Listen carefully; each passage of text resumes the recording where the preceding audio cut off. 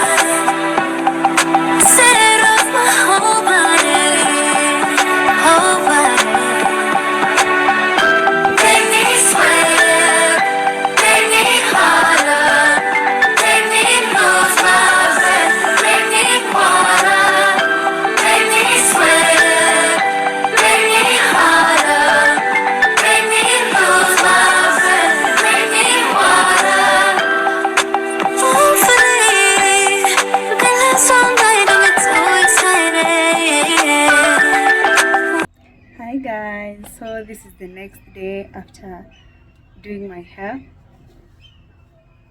I'm here to show you the work.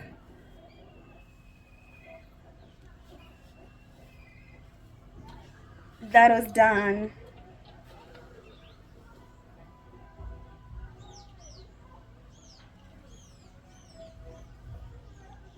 Just look at the neatness, guys. It's called Invisible Locks.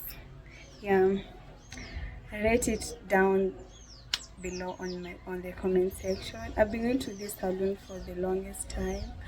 Yeah, I love it. Then the edges are aging. Like napendanga to the look after get your hair done, kona lashes on. Like just look.